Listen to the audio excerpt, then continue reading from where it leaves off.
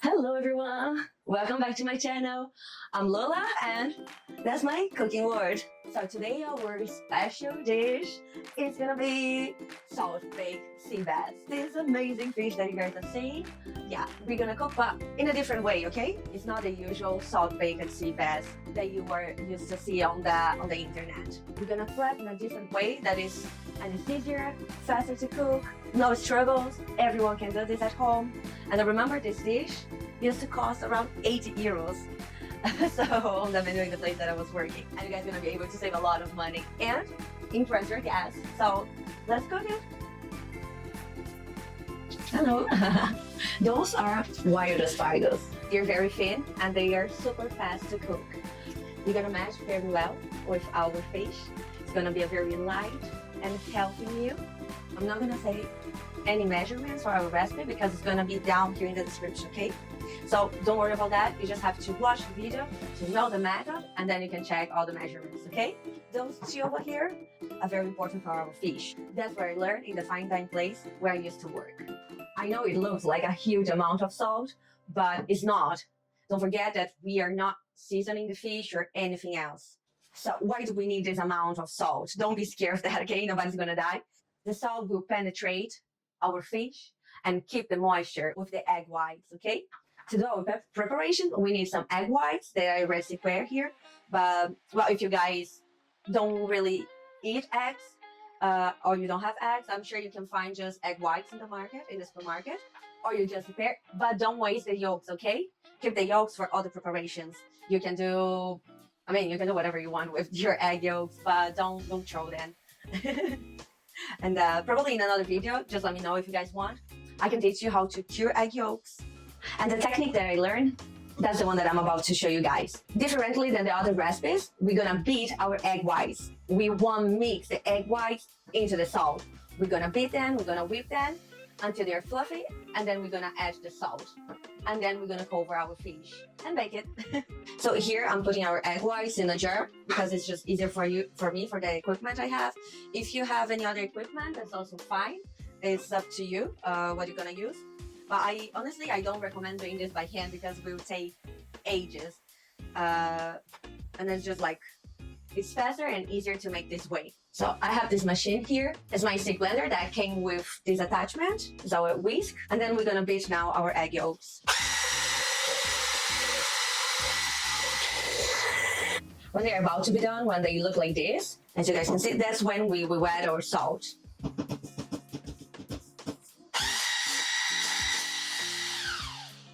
You don't want to add your salt mix in the beginning, you want to add in the end, so you can have this texture here.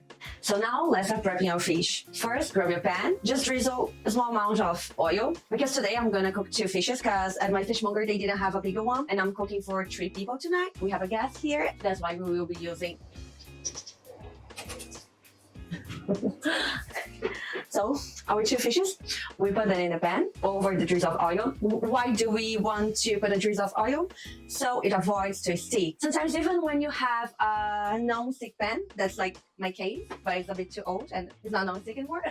But sometimes even when you have it, it sticks a little bit. So the oil will help us when we remove everything. When we are eating, it's just gonna be easier for us. We're gonna flavor our fish with a slice of lemon and garlic.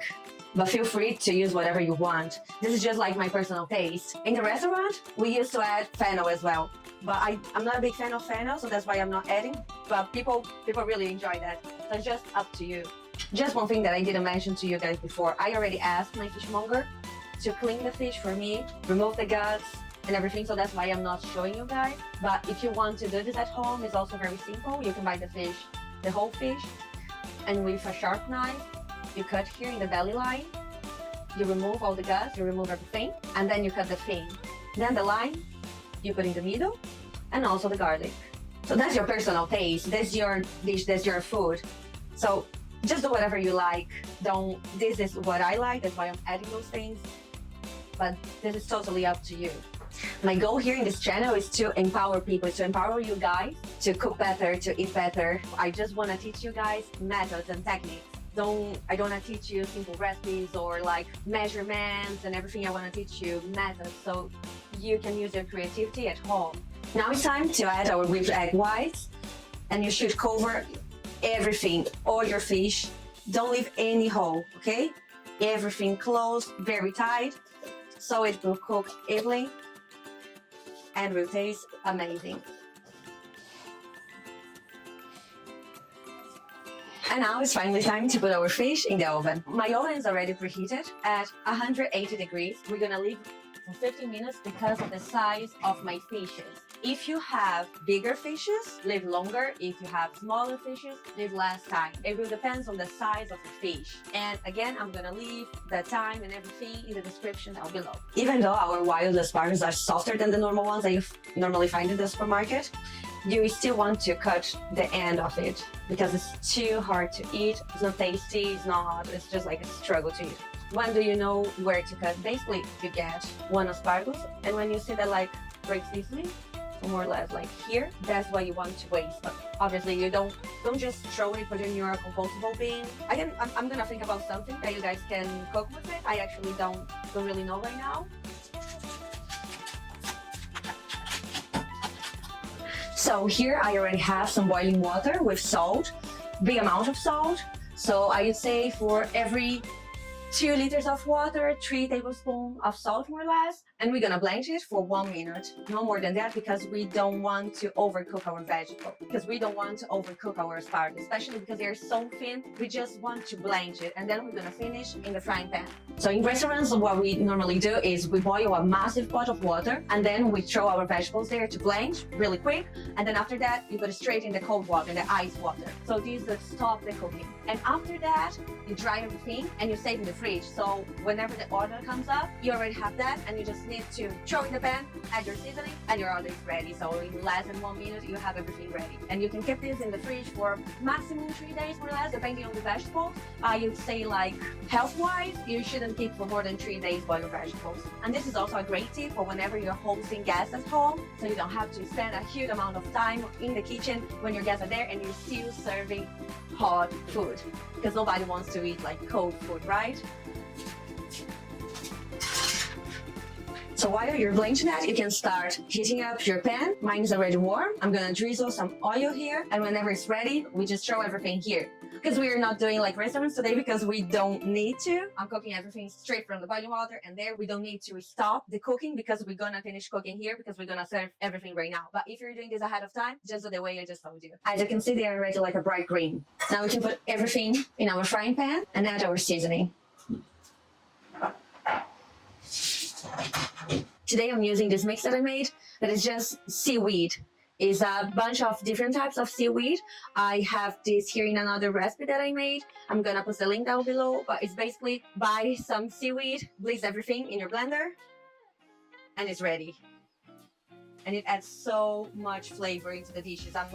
I'm truly passionate for seaweed. I add seaweed into a lot of my dishes. It adds a lot of flavor. I'm gonna also be adding some chili flakes because I like my food spicy, not too spicy, but like spice enough spice that won't hurt my taste buds, but will make my dish taste better. And I just think seaweeds are such an underrated ingredient here in the Ostend, because most of countries in Asia, they use a lot of seaweed. Therefore, don't add salt to your soup because you already have enough salt in here. Or if you want to cook other vegetables, you can use this water as well. So it's just like a tip for you, don't waste this amount of water. And now, just before serving, we're gonna make our sauce. It's gonna be a lemon butter sauce. You melt some butter in the pan in a very low heat, because you don't want to really cook your butter, you just want to melt it. If you feel like, you can also do this in the microwave. I can tell you the exactly minutes you should leave this in the microwave, but maybe you can try like every 30 seconds and keep checking. And then we're gonna melt it and keep emulsifying it. And in the last minute, we will add some drops of lemon. I don't recommend you do this ahead of time. I mean, like, not one day before, because we are using lemon and it tends to get a little bit bitter. You can also grab some compound butter with some lemon zest, and then you melt just before serving. This is also a way that you can use it. So here we have our butter. So you see it's already almost everything melted. That's how it should look. We cut the heat, we keep mixing because we don't want the butter to separate. And now that's when you add, that's the lime I use for our fish. I just got the tip and I throw some drops of it. I forgot to buy fresh parsley, but if you have at home, I would highly recommend you to add. I have some dry parsley, that's what I'm gonna add. And your sauce is ready. 15 minutes have passed and our fish should be ready. Look at it. Oh my god, it's gross. I don't know if you guys can hear it. I'm gonna just put a little bit closer. Finally, our fish is ready. So you just have to remove all the crust with a spoon and everything. Don't be scared. Just try to not remove the fish. It should come out easily, like that. So that's our perfectly cooked fish. And now we're gonna start remove, but we don't want to get the bones in our dish, right? Obviously one on another we'll still have. But our trick to remove it without most of the bones, you grab here from the side with a spoon and then you start detaching.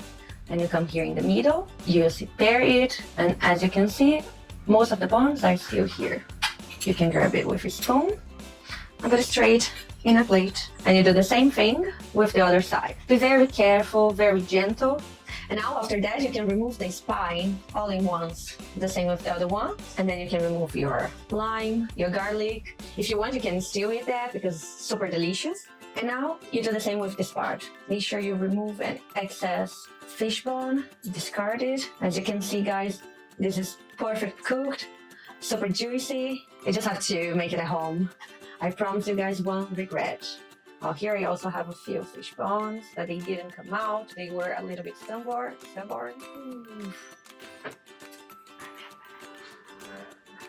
So guys, now you have 2 fish bones here to, I don't even know what this is called, this part, but well, 2 rest of fishes.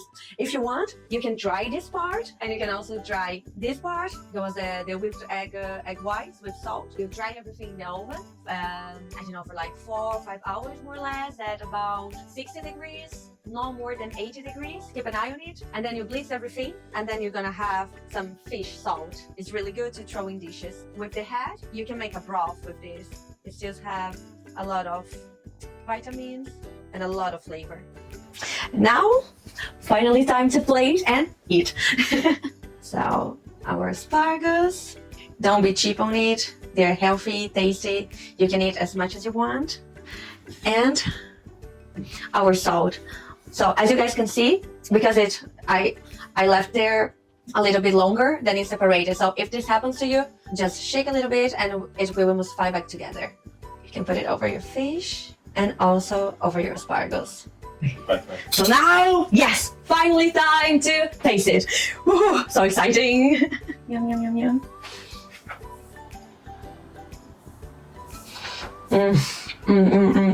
Let's try the asparagus now.